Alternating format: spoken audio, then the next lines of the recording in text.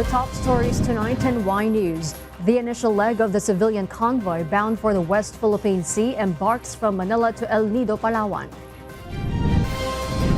The Makabayan Block seeks to file a petition before the Supreme Court to question the 2022 confidential funds of Vice President Sara Duterte.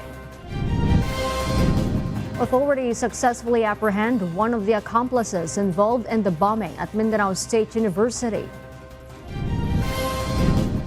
And Israel continues its bombardment operations in Gaza, which resulted in about 250 Hamas targets being hit with airstrikes. Good evening, Philippines and the world. Today is Friday, December 8, 2023. Join us in the next hour as we deliver today's top stories around the Philippines and in other parts of the world. We are also seen in 1,935 satellite monitoring centers nationwide and via live streaming worldwide through the UNTV News and Rescue social media channels. I am Hardin Delgado. First in the news. Earlier today, the MV Capitan Felix Oka set sail for El Nido, Palawan. This vessel is set to lead a civilian convoy carrying donations for frontliners and fishermen in the West Philippine Sea. Departing at 7 in the morning from Manila, the MV Capitan Felix Oka carries passengers who will join a 3-day civilian caravan organized by the Ating Ito coalition. On board are over 40 volunteers, predominantly composed of youth leaders and representatives from the fishing community. Accompanying them on the ship are donations gathered by Ating Ito, intended for distribution among our fellow countrymen, both fishermen and frontliners in the West Philippine Sea. Early morning today, tumulak na yung Captain Felix Oka na mothership ng Amusup.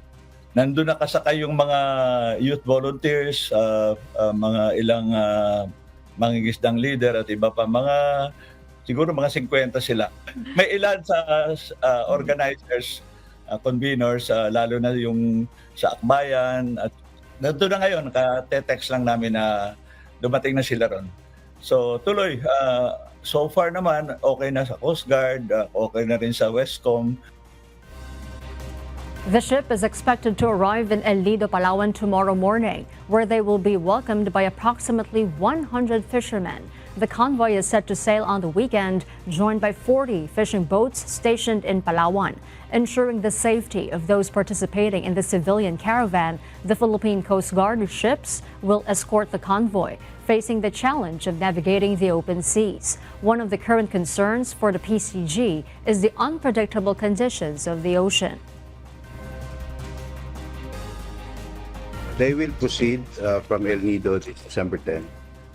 And the Coast Guard is basically more focused on ensuring the safety of the attendees. Early morning ng December 10, mula sa San Fernando Port sa El Nido, tutulak yung mothership, tapos yung mga fishing boats. 40 yung bilang, pero hindi pa namin alam kung baka last minute tingnan ng Coast Guard yung iba not seaworthy. Saka may isang cargo ship kaming inalkila nung dati nang ginagamit, doon nakasakay yung karamihan sa mga packages. The caravan's route includes passing through Ayungin Shoal, Patag and Lawak Islands with the intention of distributing gifts and demonstrating support for our fellow Filipinos, including fishermen and soldiers in the West Philippine Sea. The Makabayan Block lawmakers will file a petition against Vice President Sara Duterte's 2022 confidential funds before the Supreme Court. Concurrently, the Vice President, alongside fellow government officials, is mandated by the High Tribunal to address previous petitions filed. Rosalie Cos will tell us why. On Monday, December 11, the Makabayan Block will file a petition before the Supreme Court to question the 2022 confidential funds of Vice President Sara Duterte. Makabayan Block lawmakers insist that the transfer of funds to the office of the Vice President from President Ferdinand Bongbong Marcos Jr. is illegal.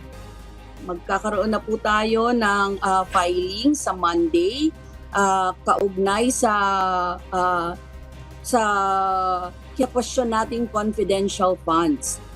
The lawmakers want the transfer of the 2022 secret funds to be declared unconstitutional. Additionally, they will seek to return the funds to the National Treasury. Ang prayer natin dito ay una, i-declare itong unconstitutional, itong pagbibigay at pagtanggap, paggasta nitong 125 million na confidential funds. Several petitions have been submitted before the highest court of the land against the secret funds of VP Duterte. Due to the controversies, Vice President Duterte has dropped her request for confidential funds for 2024. The Vice President and other government officials were mandated by the Supreme Court to comment on the said petitions. Rosa Licoz, UNTV News and Rescue. We serve the people, we give glory to God. On Wednesday, a joint operation between Task Force Marawi and Marawi City Police successfully apprehended one of the accomplices involved in the bombing at Mindanao State University on December 3. The captured suspect is identified as Jafar Gamo Sultan, also known by the aliases Jaf and Kurot. According to the Armed Forces of the Philippines, witnesses identified alias Jaf in the company of an individual named Omar. Omar is the one responsible for placing the bomb inside the Dimaporo Gymnasium at MSU. Earlier, the PNP had already named the suspects, Kadapi Mimbesa, alias Engineer, who was reportedly carrying the bag, and Arsan Membrisa, aliases Katab and Lapitos, both confirmed members of Dawla Islamiyah. However, authorities are still in pursuit of two more accomplices linked to the suspect. 139 persons deprived of liberty, or PDLs, were released from Manila City Jail today. The majority of these individuals were granted release through the Good Conduct Time Allowance. Dante Amento tells us why. The Good Conduct Time Allowance, or GCTA law, stands as a legal provision that grants persons deprived of liberty, or PDLs, a credit toward reducing their prison sentences based on demonstrated good behavior or conduct. In a noteworthy development today, 139 PDLs from the Manila City Jail were released under the provisions of this law, a significant step attributed to their exemplary conduct. Yung pong pagsunod sa mga alituntunin ng piitan, yung pong pag-join na sa mga programa dito po sa atin, sa BJMP, ito po ay nagresulta sa pag-award sa kanilang Good Conduct Time Allowance. This release is part of Project Lino, or layang inaasam sa napapanahong okasyon. Ito po ay konting follow-up lang po sa korte, coordination sa korte, para po maaprobahan po yung pong mga ipinail natin ng mga GCTA na yan. Kasi po, ito po ay batas na po, ito po yung GCTA law. Simultaneously, two PDLs have been granted permanent liberty upon completing their sentences. Authorities have issued a stern reminder to all released individuals, urging them to steer clear of criminal activities as they reintegrate into society. Haba ng pasensya para hindi ka mapaaway dito, hindi mapagalaya mo. Yung respeto, pati yung disiplina po sa pakikisama sa mga hindi po namin kilala, dito lang po namin sila nakilala sa kulungan. Dante Amento, UNTV News and Rescue. We serve the people. We give glory to God. Drivers and conductors of the suspended Ceres bus liner underwent drug testing conducted by the Philippine Drug Enforcement Agency. This move comes as part of heightened efforts to ensure public safety and maintain the integrity of the transportation system in Antique. JP Nunez will tell us why. In the wake of the 90-day preventive suspension imposed by the Land Transportation Franchising and Regulatory Board on 13 bus units of Ceres bus liner following the unfortunate incident of a fallen bus in Hamtic, Antique, Valyacar Transit Incorporated has proactively requested mandatory drug testing for their bus drivers and conductors who operate the suspended units, seeking the expertise of the Philippine Drug Enforcement Agency, or PDEA. Yesterday, these individuals underwent the drug testing, and the results, released today, indicated a negative presence of illegal drugs. Yung PDEA testing, kalalabas lang. 100% okay sila lahat. Doon sa mga drivers and conductors, doon sa prangkisa na yun. Meanwhile, Valyacar Transit Incorporated has established health desks at the hospitals and the Hamtik Police Station to facilitate easy access for the relatives of the victims of this tragic incident. These desks aim to address burial, medical, and financial needs. Alam mo kasi sa probinsya, medyo mahirap i-locate yung mga relatives ng mga nadisgrasya. So minarapat namin na maglagay ng help desk doon, initiative na rin ng kumpanya para yung mga tao na nakakakita doon sa help desk, pwede nilang sabihin doon sa mga relatives ng mga biktima. Valyacar Transit mentioned that victims are currently recuperating at Iloilo Western Hospital, Iloilo Mission Hospital, and Salazar Medical Hospital in San Jose, Antique. Furthermore, the bus firm assures commuters on the same route as the fallen Ceres bus that new units will be deployed in the area, prioritizing safety and the resumption of regular transportation services. Yung grounded na buses, yun, may mga kapalit na buses, kaya huwag mag-alala ang publiko kasi meron pa rin silang masasakyan dahil magdi-deploy ang Valyacar Transit ng mga bagong bus units. JP Nunez, UNTV, News and Rescue. We serve the people, we give glory to God. The Philippine Coast Guard, or PCG, has confirmed that their maritime safety officer has officially written to China regarding the reported collision of a Chinese vessel with a fishing boat carrying 5 Filipino fishermen near Paluan, Occidental Mindoro on Tuesday, December 5. PCG Commandant Admiral Ronnie Gavan assures that they will hold those involved accountable once it is proven that they are indeed at fault. He emphasizes the commitment to address the incident responsibly. And we assure the public that we will be very serious on this. So this goes through with any users of our seas. If they commit mistakes, they commit offense in our waters, we will go after them anywhere in the world through the existing protocols that we have with other coast guards. The owner of the damaged boat once again appeals for assistance, especially since the vessel is crucial to their livelihood. She remains hopeful that the government will provide support and that China will be held accountable for the incident. Presidente, sana matulungan mo rin ako kasi hindi lang ang pamilya ko ang nangingisda. Ano na lang po kung mangyari pa sa iba? Dapat pa ba, kailangan pa ba may magsigunda pa? Dapat itigil na rin nila ang pag-aabuso nila sa mga ultimo na mangingisda. May mga buhay po sila, wala po silang karapatan na iiwan ang mga taong may buhay. Kung ano po yung na-damage nila, pananagutan nila po. Hangad lang po namin ang hustisya. Kailangan lang po nila panagutan kung ano po yung nagiging danyos nila sa buhay namin. Kasi doon lang naman po kami kumukuha ng source of income namin sa araw-araw. Para sa pamilya namin, hindi lang sa akin, lalo na din doon sa mga tauhan ko sa bangka.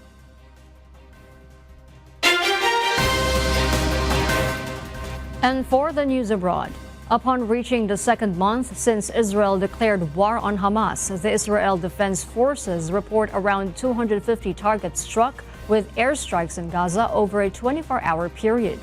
According to the IDF, its troops raided a Hamas military compound in the northern Gaza Strip, which exposed more networks of tunnels. IDF also reported attacks in the Mawasi zone by the coast. On the other hand, witnesses say that there were airstrikes that hit 2 houses in Rafah, resulting to 20 people dead. In response, the White House said that U.S. President Joe Biden made a phone call to Israel Prime Minister Benjamin Netanyahu, urging him for more assistance to civilians in Gaza. Biden emphasized the need to protect civilians and to separate them from the Hamas militants through the access to humanitarian corridors. As a result, Israel agreed to open the Kerem Shalom crossing, which connects Israel and Egypt to the Gaza Strip and is responsible for majority of the truckloads entering Gaza before the war. This would allow an increase to the number of aid trucks entering Gaza, along with the current Nit Zana crossing. Around 350 Palestinians were killed and 1,900 injured as a result of the operation in Gaza. Israel is reportedly set to open another border crossing into Gaza to facilitate the swift passage of much-needed humanitarian aid to those in need. This move comes as shelters and hospitals in Gaza are already overcrowded. Currently, the Rafah border crossing in Egypt is the sole entry point open to the Gaza Strip, with all other border crossings, including Kerem Shalom, closed by Israel since October 7. All trucks carrying humanitarian aid bound for Gaza undergo inspections by Israeli officials at Nitzana near the Egyptian-Israeli border. After inspection, the trucks proceed through the Rafah border before entering Gaza. The process, however, has slowed down the entry of humanitarian aid to Gaza, where nearly 2 million people are displaced and facing dire conditions. نحن فقط نستطيع الوصول إلى رفح، ولكن أيضا هناك خطورة من الوضع الأمني الموجود، حيث أن الاحتلال الإسرائيلي يقصف في أي مكان وفي أي وقت. Aside from the entry process, the journey of these aid trucks is fraught with danger before reaching shelters and refugee camps. As a result, those residing in Gaza are facing a shortage of basic needs. Furthermore, shelters and hospitals are overwhelmed, posing a challenge in providing necessary medical attention to the residents of Gaza. What we found when we walked through the emergency department was an enormous number of trauma cases. There have been multiple strikes today in Khan Yunis, not far from this hospital. And there are patients now everywhere. On the floor, there are almost no beds. There are children being carried in, covered in burns. A father just came in and said his children are under the rubble. There's an unbelievable amount of suffering. A lawmaker has urged the Department of Agriculture to make it a priority to run after agricultural smugglers. Senator Amy Marcos has called on Agriculture Secretary Francisco T. Laurel Jr. to go after smugglers and put them behind bars in a bid to address issues hounding the agriculture sector. However, the presidential sister also notes that the Agriculture Secretary should be given a chance amid the projected increase of prices of commodities, especially rice. Yung number one talaga, hulihin yung mga smuggler. Tigilan na yung mga photo op at saka yung pagre-raid ng mga legal. Pwede ba magkaso na tayo at talagang hulihin yung smuggler ng puspusan? Kasi nakakalito na yung legal na importer, siya na rin yung smuggler, siya pa rin yung gag-i-inspection at nagdedeklara na may shortage. On Wednesday, the Senate approved on second reading the proposed Anti-Agricultural Economic Sabotage Act, which classifies smuggling, hoarding, profiteering, and cartel of agricultural products as economic sabotage. The penalties include lifetime imprisonment, and a fine tries the value of the subject agricultural and fishery products. The bill was certified as urgent by President Ferdinand Marcos Jr. in September, while the House of Representatives passed its counterpart measure in the same month. The Department of Agriculture gives 30 days to importers to ship out rice from country of origin. Penalties are waiting for those who will not follow to the directive. Ray Pelayo details why. The Memorandum Circular Number 53 of the Department of Agriculture orders the rice importers to use their sanitary and phytosanitary import clearances within 30 days. Agriculture Secretary Francisco Laurel Jr. seeks to avoid discrepancies in forecasting being done in relation to the availability of rice supply. DA said that low or no utilization of SPSIC may result to sanctions and penalties. The Philippine Rice Industry Stakeholders Movement, or PRISM, said that importers will follow the circular, but they would appeal to DA to consider this season where ports and shipping lines are too busy. Pag nakarga na sa barko, safe ka na. Kung within 1 month ka nakapagkarga sa barko. Paano sir kung nakapagkarga ka sa container pero wala ka makargahan na barko kasi punuan? Kasi nga, December, peak season tayo. So nakikita ko sir, doon tayo may konting challenge. I hope maunawaan siguro yon ng DA. The Philippine Chamber of Agriculture and Food Incorporated of performance bond to ensure importers' compliance. Kung hindi magpasok, walang nawala masyado doon sa importer, kaya napakadali. Kaya sabi ko, maglagay ng performance bond. Pag hindi ka nagpasok, mukha ng permit, dapat kuhanin yung bond na yon. Habang pinapasikip natin ang pagpasok ng bigas, lalong humihirap at lalong nagmamahal. Prices of rice in the market increases by 2 to 3 pesos per kilogram after the price cap were lifted. The Samang Industriya ng Agrikultura or SINAG also noted that the rice prices in world market increases. Siguro mga 2 weeks time baka mag-effect yung pagtaas yung imported rice. Around 2 pesos per kilo. Ray Pilayo, UNTV News and Rescue. We serve the people. We give glory to God. The no mask, no ride policy is not deemed necessary for public vehicles, according to Department of Transportation Secretary Jaime Bautista. This decision comes amid concerns about walking pneumonia in the country, with the Secretary highlighting that such a mandate falls under the jurisdiction of the Department of Health. However, with the approaching holiday season and the anticipated surge in passengers at various terminals, the DOTR encourages the public to voluntarily wear face masks for the safety of commuters. Siguro it's good also to personally have yung mga mask natin, no? Although wala pa namang directive ang Department of Health, no? Pero siguro sa security and safety of our passengers, no, we will encourage them to see to it that they also protect themselves, no? Russia is reportedly recruiting foreign migrants from the Finnish border to participate in the conflict against Ukraine, offering attractive incentives such as good pay, medical care, and permission to stay in Russia for 1 year. This offer is said to be extended to migrants and asylum seekers arriving at the Finnish border in exchange for a 1-year army contract to fight against Ukraine. According to an analysis of court hearings in Karelia, one of the 3 Russian regions bordering Finland, 236 individuals were reportedly arrested for staying in Russia without a valid visa and awaiting deportation. Those apprehended are required to pay a fine of 2,000 rubles, equivalent to 1,200 pesos, and face detention while awaiting deportation. It is claimed that individuals in pre-deportation centers are approached by military representatives and offered jobs to work for the state. Many migrants reportedly arrived at the Finnish-Russia border seeking refugee status in Finland due to Helsinki's destabilization campaign after joining NATO earlier this year. As of now, the Russian Interior Ministry has not commented on these allegations. In recent weeks, an estimated 1,000 asylum seekers, mostly from Somalia, Syria, and Yemen, have arrived in Finland from Russia. Finnish authorities are planning to reopen the border this December. The Aliyah electric cargo plane, purchased for mail delivery across New Zealand, is a step in Air New Zealand's commitment to decarbonization.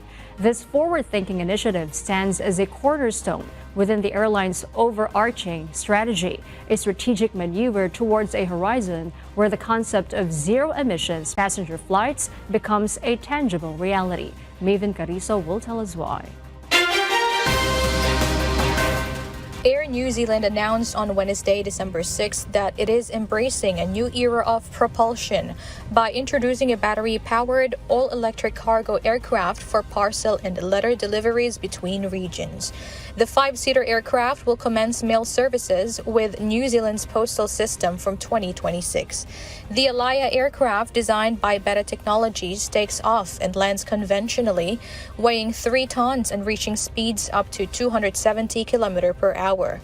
With a 560 kilogram cargo capacity, it's designed for about 150 kilometer routes in New Zealand.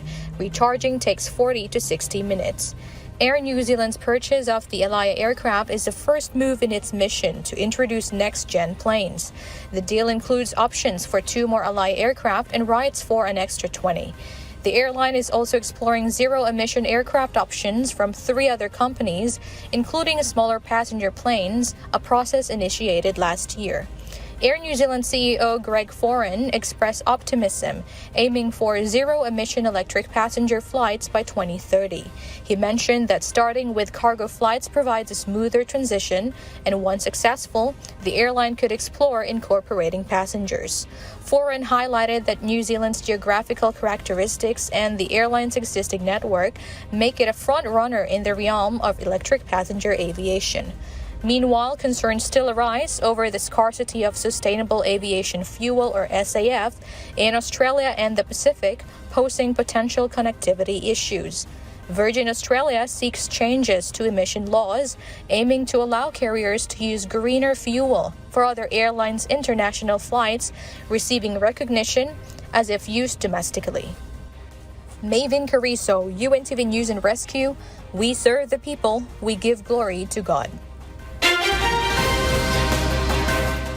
Longtime foes in the air and sea, Greece and Turkey, sealed a declaration on good neighborly relations, hope to pave the way to resolve decades-old disputes.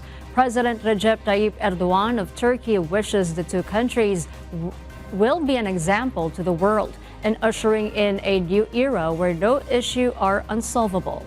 Jane Robles will tell us why.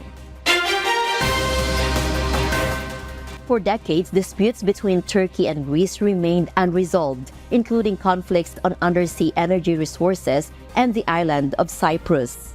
However, in a historic visit by Turkish President Recep Tayyip Erdogan to Athens, Greece, a 10-point declaration on good neighborly relations has been signed between the longtime foes in the air and sea. It took months before diplomats between the two countries were able to endorse the Friendship Accord, which President Erdogan hopes will be an example to the world. On the other hand, Prime Minister Kyriakos Mitsotakis of Greece, while acknowledging people across their countries may not want détente or easing of hostility, feels a historical responsibility to bring the two territories side by side just as their geographical borders are. Doors to rapprochement slowly started to open in 2023 when both countries rushed to each other's aid during the devastating earthquake in Turkey and when Greece encountered a catastrophic train crash. Among the hurdles between the countries are the disputes on each country's entitlement, including the airspace over the Aegean Sea, underwater oil and gas deposits, and failure to reunite Cyprus, which has been divided between Greek and Turkish Cypriots. Both leaders are keen to focus on their economies, agreeing to double the volume of trade from $5 billion to $10 billion per year. Better relations between the countries is also perceived to repair strained ties with the European Union and the wider West. Aside from the Good Neighborly Relations Accord, President Erdogan's visit also paved the way for 15 other accords, one of which is the signing of a 12-month visa system that does not require Turkish nationals to apply for a visa to visit Greece. President Erdogan's 6-hour visit to Greece will also go down history as the first trip by a Turkish president to Greece in 65 years. In contrast to this week's good-humored visit, however, Erdogan's last tap on Greek soil 6 years ago in a not conciliatory visit over an array of issues including management of Ottoman sites. Jane Robles, UNTV News and Rescue. We serve the people, we give glory to God.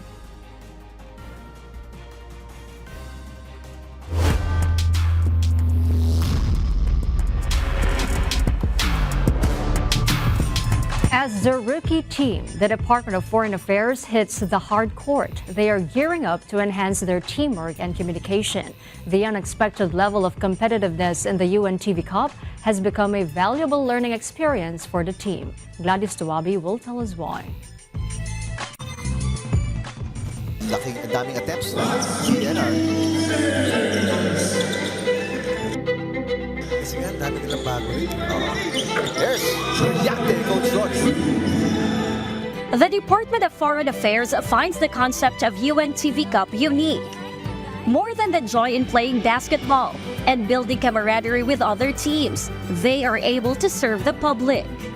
For them, to be part in the League of the Public Servants is a beautiful opportunity. Of course. According to the team, such initiative is a moral booster to every government employees.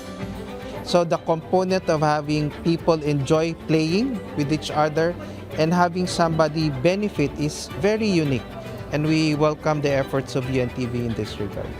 Meanwhile, as they experience playing on the hard court as a rookie team with the other agencies, TFA says they did not expect the level of competitiveness.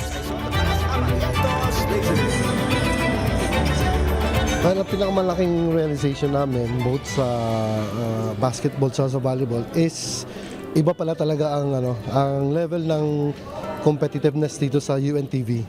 Nasin nabigla talaga kami. So kailangan talaga naming mag-exert more effort para sa next tournaments kung sakaling papalain pa kami na mapasama pa kami.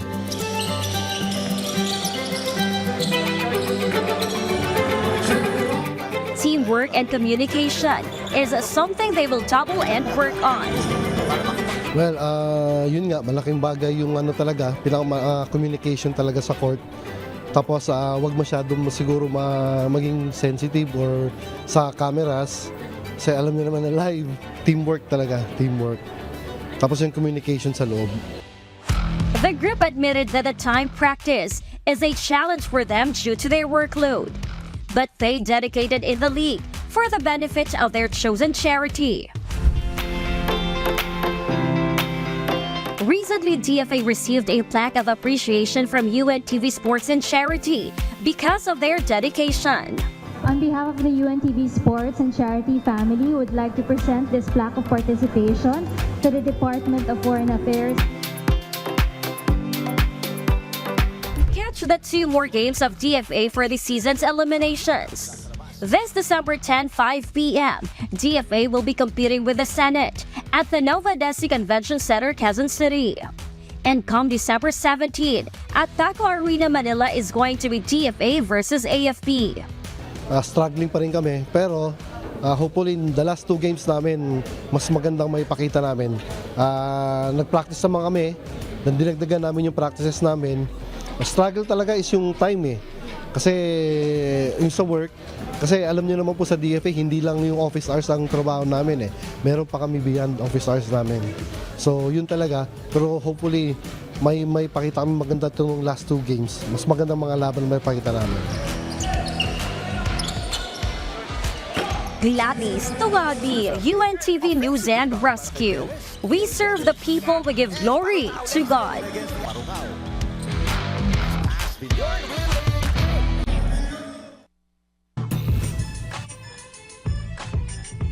The OPPMS Trailblazers secured their first victory in the elimination round of UNTV Cup Season 10 at Baca Arena yesterday. Meanwhile, the DNR Warriors continue their impressive streak, maintaining an untarnished record with their 4th consecutive win. JP Nunez will tell us why.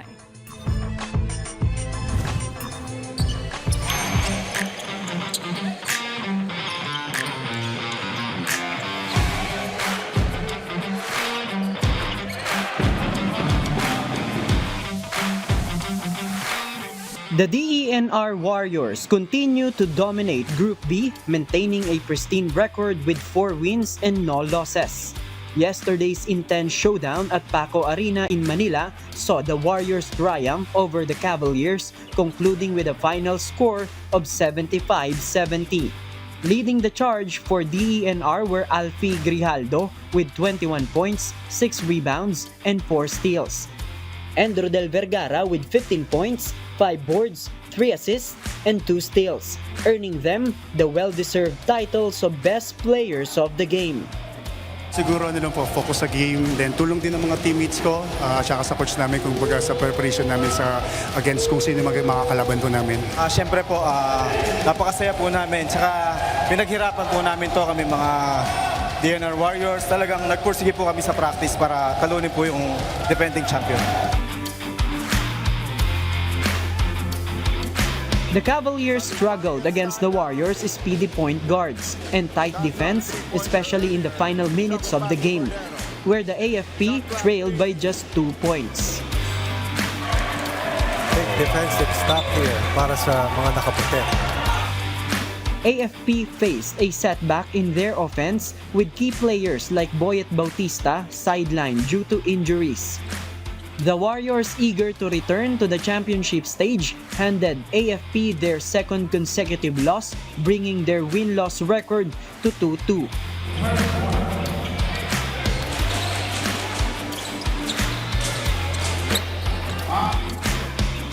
In another heated match, the GSIS Furies held their ground against the NHA Home Masters, securing a 94-86 victory.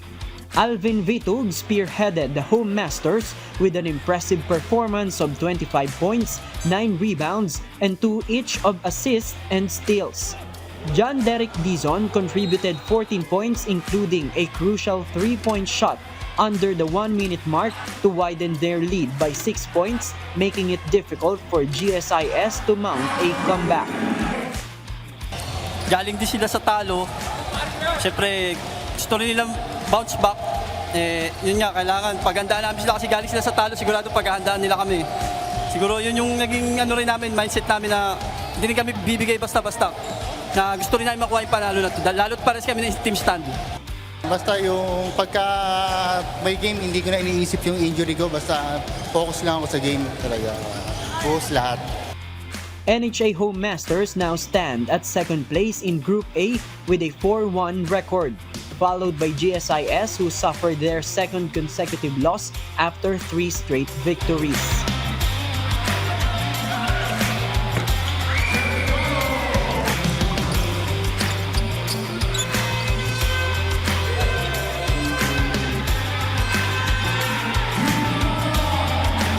Meanwhile, the Malacanang Team OPPMS Trailblazers breathed new life into their campaign with a win against SSS Cabalicat, ending with a score of 75-63.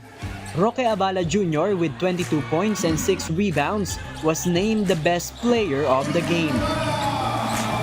Binago namin lahat yung play, tapos double effort lang kami kasi nga napaon na kami sa 0-3 standing queue. So na yung team namin na manalo para makuha namin talaga itong unang pagkapanalo namin sa laro. The Trailblazers now hold 1 win and 3 losses, and they need to secure victories in their remaining 2 elimination matches for a chance at a slot in the next round. SSS, with a win-loss record of 1-3, faces a similar challenge. JP Nunez, UNTV, News and Rescue. We serve the people, we give glory to God.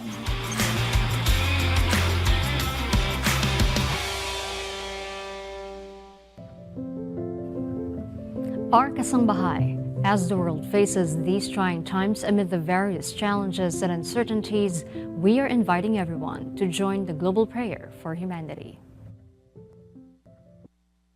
I'm Brother Eli Soriano of the members of the Church of God International.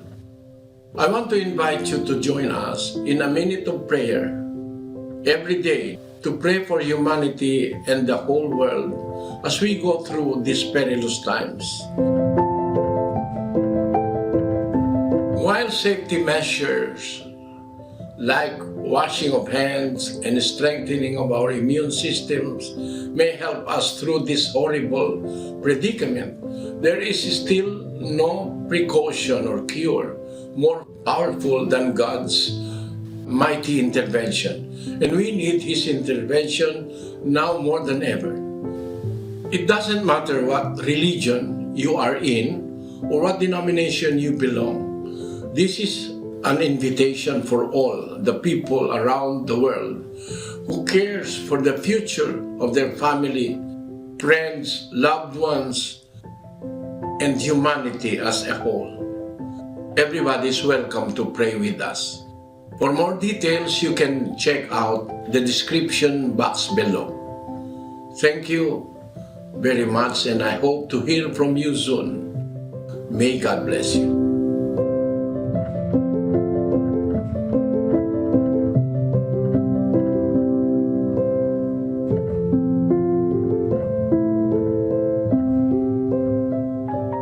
And before we close, we will leave you with a word, giving glory to God. From the book of Mark, chapter 9, verse 50, it says, "Salt is good, But if the salt have lost his saltness, wherewith will ye season it? Have salt in yourselves, and have peace one with another. And those are the reasons behind the news December 8, 2023. Reasons we deliver to you as they unfold. Because we need to know. We will always ask why. I'm Hardin Delgado.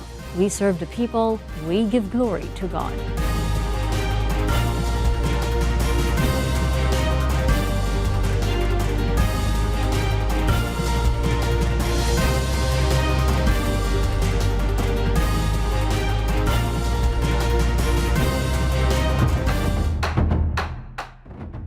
Early morning today, tumulak na yung Captain Felix Oka na mothership ng Amusup. Nandun nakasakay yung mga youth volunteers, mga ilang mangingisdang leader at iba pa, siguro mga 50 sila. They will proceed from El Nido this December 10. And the Coast Guard is basically more focused on ensuring the safety of the attendees.